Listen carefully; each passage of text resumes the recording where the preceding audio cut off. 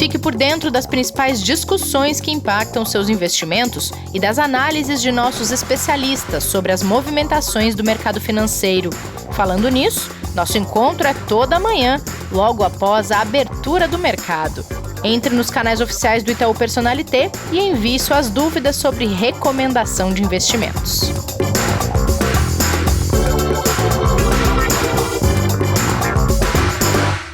Quinta-feira, 15 de abril de 2021, e a gente está de volta aqui na sua plataforma de podcast com o Investidor em Foco para falar um pouquinho de cenário econômico. Kleber, como está você? Bom dia, Rê, tudo bem e você? Tudo certo, tudo bem também. O Kleber, quer dizer que o Ibovespa superou os 120 mil pontos mais uma vez desde fevereiro, isso não acontecia, né?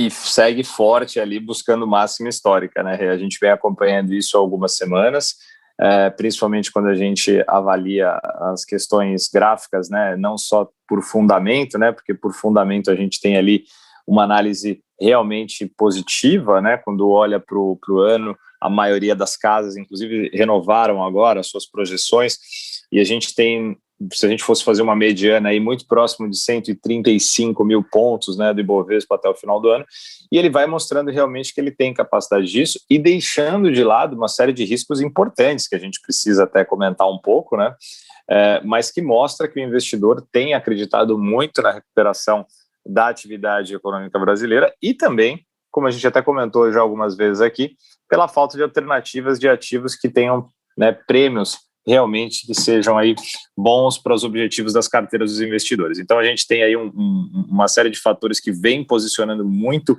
os investidores em renda variável, né? Nas últimas 2 semanas essa redução de risco lá dos Estados Unidos tem ajudado para isso também. Então, mas sempre lembrando, o investidor tem que estar atento se o seu percentual está adequado com o seu perfil de risco, né? Porque ainda tem muita coisa para acontecer que pode trazer volatilidade sim para esse mercado, né? Fiquei curiosa com esses riscos que você disse que estão sendo deixados de lado.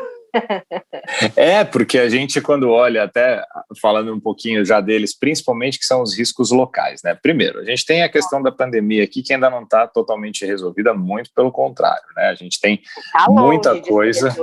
Exatamente. A gente tem bastante coisa ainda a se resolver sobre tanto a programação de vacinas, que tem avançado sim, é verdade, mas a gente precisa realmente de uma velocidade um pouco maior, e também a garantia de que a gente vai ter, por exemplo, os insumos, que foi um problema recente que a gente teve, né? E também o controle das pessoas enquanto não vacinadas, mesmo sem os isolamentos sociais, para tomarem os cuidados necessários para a gente não ter um aumento da crise sanitária.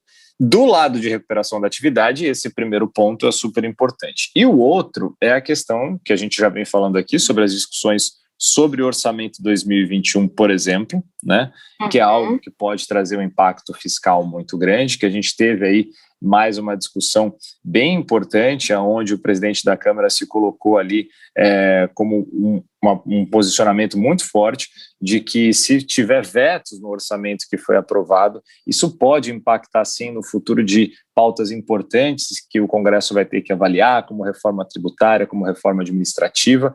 A gente tem a instauração da CPI da Covid-19 no Senado, que também vem mexendo ali com Brasília e que pode trazer impactos para o mercado.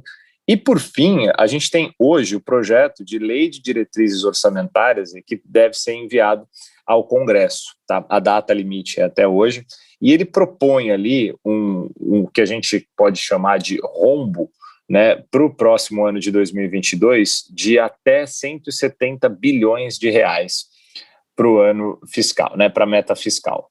Em 2021, esse número já é de 247 bi de rombo. Já são, a gente pode colocar aí aproximadamente 9 anos que a gente tem aí um déficit fiscal, né, uma meta fiscal ficando negativa. O que são esses pontos de risco que têm sido, vamos dizer, deixados de lado pela crença da recuperação da atividade como um todo, né? Então, por isso que o investidor tem que ficar muito atento, né, e tomar muito cuidado em relação ao investimento que ele vai fazer, sabendo que ele pode sim ter um ganho muito interessante olhando para o longo prazo, como muitas vezes o professor já ensinou a gente aqui, né? Até com exemplos de grandes investidores, né?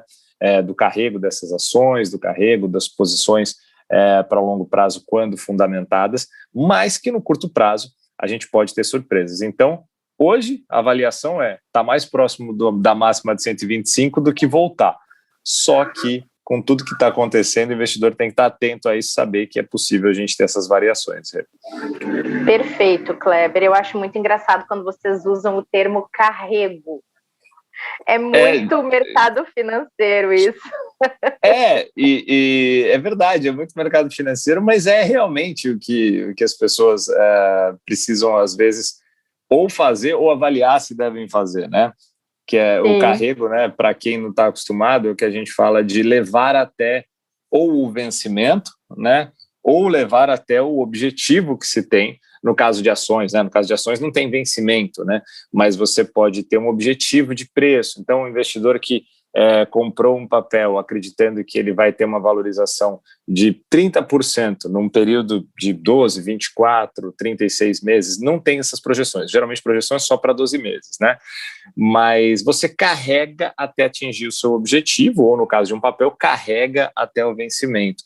A gente fala isso porque quando o investidor compra sem a garantia de que vai carregar, ele pode sofrer muito, porque ele pode sair num momento bom ou num momento ruim, né? Claro. Então é muito importante que assim, até trazendo um pouquinho aqui de planejamento, quando o investidor, a investidora for fazer ali qualquer tipo de alocação, ele saber que ele tem possibilidade de levar até aquele objetivo ou até aquele vencimento, aquele investimento que ele está fazendo, para que, se acontecer alguma grande mudança, como a gente vem acompanhando várias nos últimos tempos, ele não tenha que sair antes do vencimento, antes do objetivo, e parar com o seu carrego, né? Porque se ele não tiver essa possibilidade, ele pode acabar tendo prejuízos aí que poderiam ter sido evitados, né? Então é por isso, mas é verdade, a expressão é muito do mercado mesmo. E automática, a gente fala sem perceber. É verdade. Momento dicionário de economês aqui no podcast. Eu não sei nem se é de economês ou simplesmente de mercado mesmo, tá? Não sei nem, então, os economistas depois vão falar, não, a gente não fala isso, mas de mercado realmente é. Então, dicionário de mercado fica melhor para os nossos momentos de explicação aí. Ô Kleber, olha só, a gente falou um pouco do mercado local já, justamente sobre CPI de Covid, orçamento, eram coisas que estavam pautadas como foco de atenção do mercado local para hoje, né? E lá nos Estados Unidos, a temporada de resultados já começou, alguns bancos, grandes companhias mostrando seus resultados trimestrais, alguns já animam o mercado, e por lá também tem uma expectativa quanto a resultados de indicadores econômicos que devem sair ao longo do dia de hoje, né? E indicadores bem importantes, viu, Rê? A gente já tem os dados que saíram ajudando bastante aí o mercado agora na manhã, a gente pode dizer, os futuros em Nova York vem subindo, e vem subindo exatamente por essa expectativa que veio bem melhor do que era o esperado pelo mercado. Quando a gente olha primeiro para o dado que saiu, que foi super importante, né? A gente tinha uma expectativa ali de vendas no varejo com previsão de 6,1% de alta nos Estados Unidos, e elas vieram de 9,8% no mês de março. Então veio bem acima do que era previsto pelo mercado. Isso deve realmente puxar um pouco mais essa expectativa, né, e esse otimismo da recuperação da atividade norte-americana. Pode ser que pressione um pouco mais as curvas de juros por um risco de inflação? Pode, mas o investidor está olhando mais para a recuperação nesse momento do que para o risco inflacionário, né? A gente tem ainda ali dados de produção industrial que vão sair também nos Estados Unidos, e esses dados vão trazendo aí a confirmação daquilo que veio ontem, por exemplo, pelo livro Bege, né, que é o livro que fala sobre toda a questão econômica do país, como que está sendo desenvolvida, que é anunciado pelo Fed, né, o Federal Reserve, aonde eles falaram mais uma vez do ponto de inflexão, né, reforçaram que eles acreditam que estão num momento muito importante de retomada da atividade econômica, e isso vai sim ajudar muito, principalmente se questão das vacinações e do avanço das imunizações lá seguirem no ritmo que está. Então, sem dúvida que isso pode ajudar bastante os mercados, e a gente tem os balanços, como você falou também, né, já saíram balanços hoje de bancos importantes, como o Bank of America, Citigroup, né, a gente teve também a BlackRock fazendo o anúncio de qual foram os seus balanços, e eles vêm também chegando em linha com o que o mercado espera, ou seja, com bons resultados aí no primeiro tri. Então, são todas notícias importantes para o investidor ter, do lado internacional, um conforto, e que esse conforto que vem ajudando muito o nosso mercado local aqui, viu? Com certeza.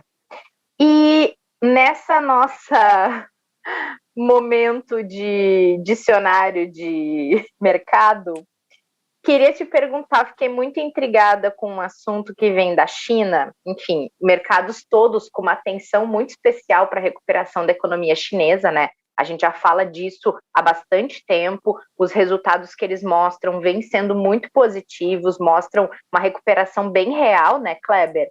E aí vem essa questão de aperto da política monetária na China e uma preocupação do mercado em relação a isso, perto da divulgação do PIB. Queria entender o que isso significa, de fato, dentro desse contexto todo de recuperação. Por que um aperto da política monetária?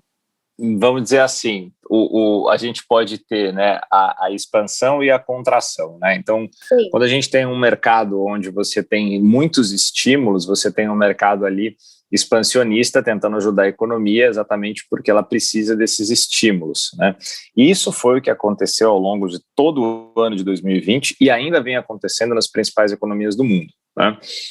Tanto com as ajudas à população, quanto liberação de recursos, e coisas muito importantes que foram feitas pelos bancos centrais, né? Recompras de títulos, geração de liquidez, etc. E isso aconteceu na China também. E a China começou a sinalizar agora que, principalmente nos grandes centros, né, e veio de Pequim, né, ali, temores de que ela pode reverter algum desses incentivos monetários e fiscais que foram adotados enquanto ali da situação da pandemia, exatamente porque ela pode ter ali uma necessidade agora de controle para que não deixar a sua também inflação, né, e a sua economia solta no momento em que já não há mais a necessidade de todos aqueles estímulos. Tá? Então, esse ponto que você colocou, ele traz exatamente o quê? É momento agora da gente olhar para os números, e quando os números mostram que a gente já teve a recuperação que era esperada, eu não preciso utilizar mais da mesma política monetária que eu vinha utilizando. Eu posso trabalhar com uma política monetária diferente.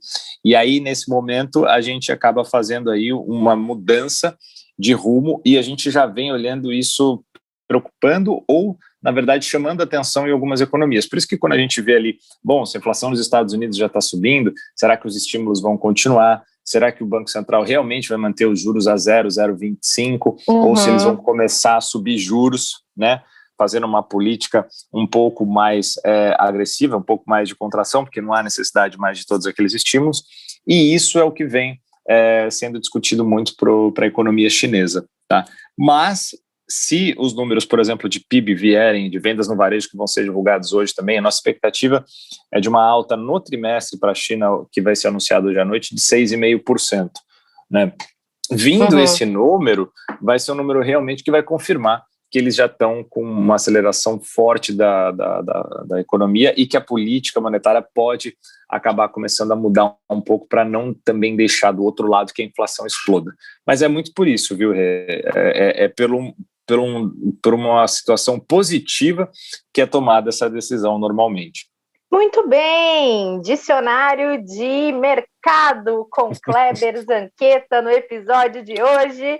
Obrigada, professor. Foi um prazer. Não. Já temos o nosso professor aqui. Eu sou meramente um aluno aqui aprendendo, mas a gente fica feliz de conseguir ajudar um pouco aí as pessoas que estão ouvindo a gente, né? Ainda mais numa situação agora que a gente vai também fazer um grande esforço, claro, com o mercado nos ajudando, né? E com tudo que a gente precisa andando como tem que andar.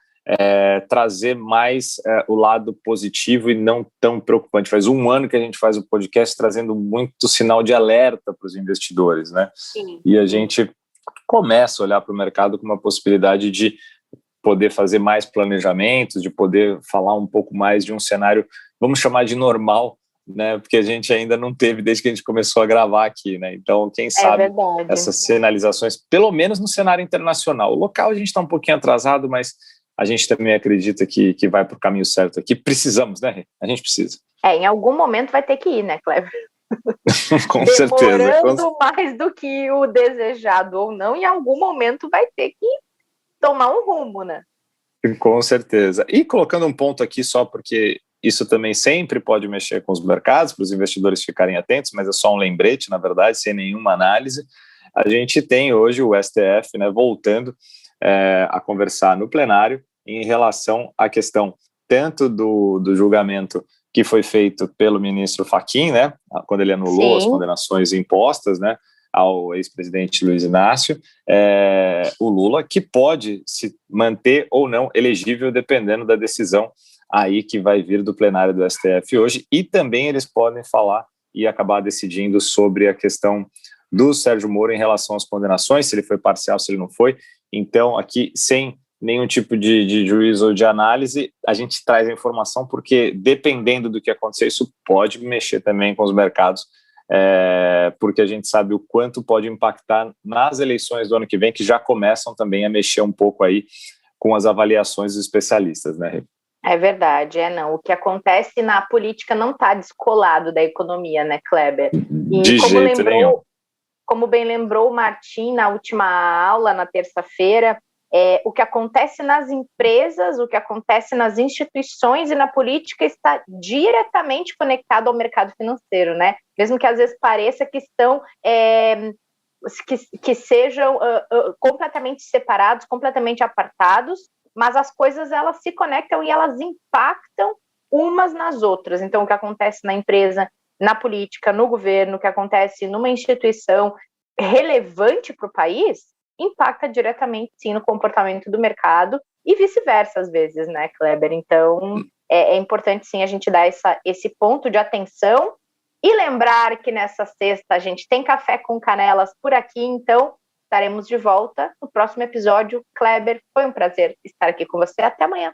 Sempre um prazer, Rê. Muito obrigado. Mais uma vez, um abraço lá para a sua cidade, que espero que seja em festa ainda essa semana. E amanhã a gente está com Canelas aqui, mais uma vez, para trazer as dicas aí para os investidores e investidoras. Obrigado, Rê. Super combinado. E obrigada a todo mundo que esteve aqui com a gente nesta quinta-feira, nesse episódio, nesse giro pelo cenário econômico. A gente espera vocês no próximo. E para isso, cuidem-se. A gente quer todo mundo aqui amanhã para encerrar a semana. Até lá. Fique por dentro das principais discussões que impactam seus investimentos e das análises de nossos especialistas sobre as movimentações do mercado financeiro. Falando nisso, nosso encontro é toda manhã, logo após a abertura do mercado. Entre nos canais oficiais do Itaú Personalité e envie suas dúvidas sobre recomendação de investimentos.